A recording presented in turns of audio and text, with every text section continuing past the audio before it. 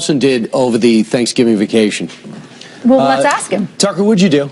I just drank Bud Light, waiting for that special gold. I drank Buckler. No, I went fishing in Florida, as always. Come on. Fantastic. Buckler is a great non-alcoholic beer, isn't Yes, it? it is. That's my favorite I totally one. agree. Take that, O'Douls. Okay, you know, they might be actually drinking over at Trump headquarters because, you know, Jill Stein has thrown an IED into the whole party over there with this recount request. Do you really think she thinks the Russians rigged the election? Well, thank you for saying that, because that's what it's really about. And most stories covering this don't mention that. The underlying impetus for this recount is the idea that the voting machines, the electronic voting machines, were somehow rigged or controlled by someone outside the government, most likely the Russians. Yeah. That's a pretty big allegation. Now, I don't dismiss anything. There's no evidence of that. But, I mean, I'm open-minded. I want to see the evidence. This recount doesn't bother me, actually. I don't think it's likely to change the outcome. And if there's a suggestion that happened, let's find out. Trump, meanwhile, is also making, as you know, a suggestion that the election was rigged, saying that 2 to 3 million people voted illegally. That's also being dismissed as a crackpot theory, and maybe it is. There's no evidence for that either. But both of these together add up to something pretty significant, which is people don't believe in the veracity of the election results on either side, and that is a massive problem. I really think there needs to be some kind of investigation into the results, not to overturn them, but to reassure the rest of us that you know, the system works. No, Tucker, there's no way this recount does nothing but put more doubt, more grist in the mill, more. Yeah, you may be right. It just does nothing but hurt the president-elect. And for Jill Stein to get traction when she didn't matter all for the last 18 months is unbelievable to me.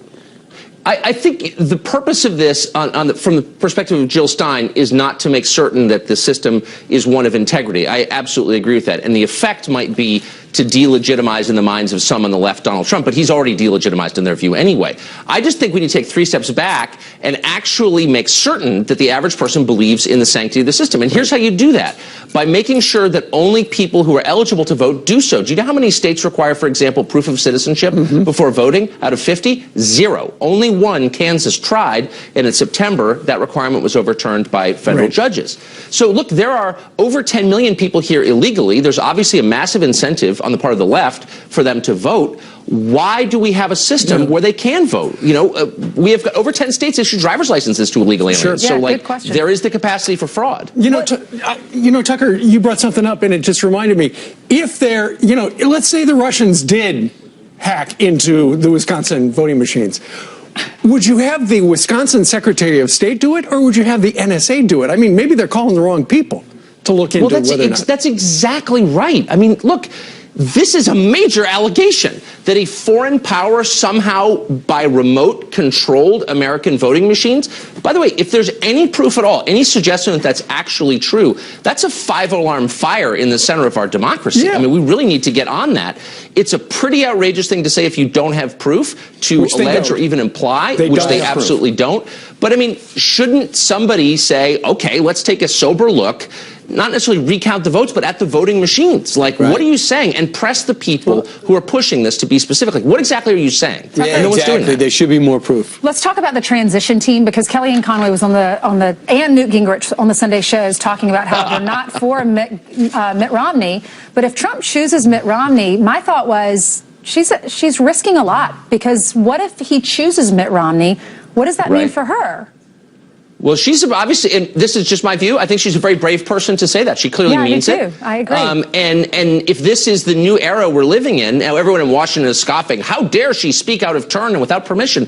But my view is how refreshing it is to see someone say what she really thinks on television for once. I mean, she's making a real case, and it's two parts. The first is, if Mitt Romney was, had a lot of support among Republican voters, he probably would have been the nominee. He doesn't, and therefore he wasn't. And so there are a lot of Trump voters who don't want to see this happen. And second, maybe more significantly, does Mitt Romney agree with Donald Trump's foreign policy positions? That's kind of a basic question. And I think the answer is probably no. So for her to say this, I mean, I thought it was great. It's funny you say what the reaction is from folks in Washington, the establishment, because everywhere else, like in the South and in the flyover states, they're all applauding Kellyanne for saying that because they're mad at him for what he said, and he didn't support Donald Trump over the last year. Should he apologize? But also, how nice is? Oh, should Romney apologize? I mean, I don't know. You'd have to think there would be some kind of reckoning or reconciliation between the two of them. If you say a guy is too immoral to be the president of the United States, and then you say I'm going to serve in his cabinet, I mean, there's got to be a transition from one to the other. Right. But I just think, Kellyanne Fitzpatrick saying what she thinks. Right. I mean, in D.C., a scandal is something that we didn't expect to happen, I guess. Right. But I hope we see more of this. And I hope I meet Kellyanne Fitzpatrick. Yeah, is that her maiden name? Conway. I feel so Is that bad. her maiden I'm so name? sorry. I'm so sorry. I've known her for so long. All the Her name was Irish are Kellyanne not the same. Fitzpatrick. Okay, please, Heather Tucker. says that's She got her married. maiden name. Yeah. Yeah. All right, so before.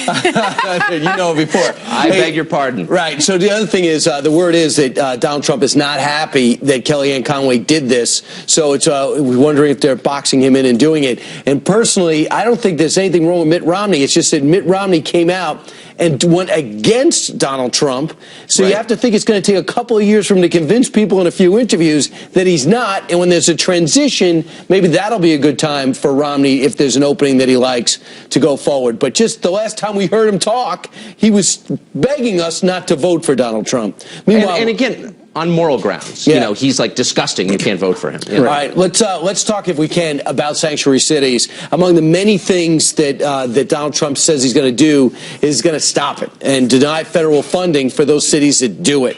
Where is that in the things to do list if Tucker Carlson handed Donald Trump a things to do list?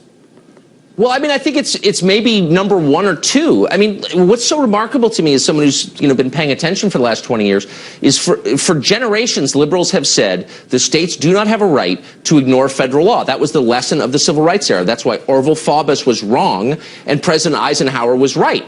The state of Arkansas said, we're just not doing that. And the Fed said, no, you must, because it's federal law. And liberals, and me too, have said, yes, that's exactly right. And now they're saying, you know what, if there's a federal law that we disagree with, we're just going to ignore it, and there's nothing you can do about it. I mean, the two cannot coexist. And so as a matter of principle, I think it really matters, but also as a practical matter, you can't have cities where people who are totally, unknown, their origin is unknown, are floating around and living. It's a threat to national security. And we know this from the 9/11 report. We know that I think it was 6 out of the 19 hijackers had violated immigration law. And one of the key recommendations of that report was you got to kind of know who's living in your country, or else there are potentially really bad consequences. That's common sense. And so these mayors, for political reasons, are ignoring that. And I think that cannot stand. Not just mayors, it's governors down in Texas. Greg That's Abbott right. was responding to a tweet. Guy said, hey, the city of Austin just reinforced that they will forever be a sanctuary city. And then he came back and he said, yes, is there anything you can do to reverse it? And the governor said, yes, I'm going to sign a law that bans sanctuary cities.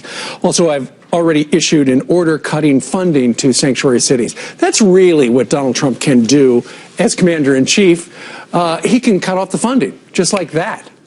Well, it's a little much to say to the federal government, look, we're not going to obey your laws. We reject your laws, man, but we still want the subsidy. I mean, you know what I mean? It's like a little like one of your teenage kids saying, I'm not going to obey anything you say, and up yours, I'm giving you the finger, but you still have to, pay me, $500 a month and my tuition. I mean, like, you can't have both, sort of, right? All right, Tucker Carlson, it was a great start to your show at 7 o'clock, and this week, somewhat controversial. You're going to do a best of Tucker Carlson, looking back at the week that was. It's early, yes. That's I'm your also decision. doing an autobiography. Tucker, congratulations on the success. Thanks, guys. Everyone's It's great to proud of see that. you. We're all happy And for you. especially you, Ainsley. Thank you. I love you. His favorite. Thank you. As usual. Sorry, guys. Points right away. All right.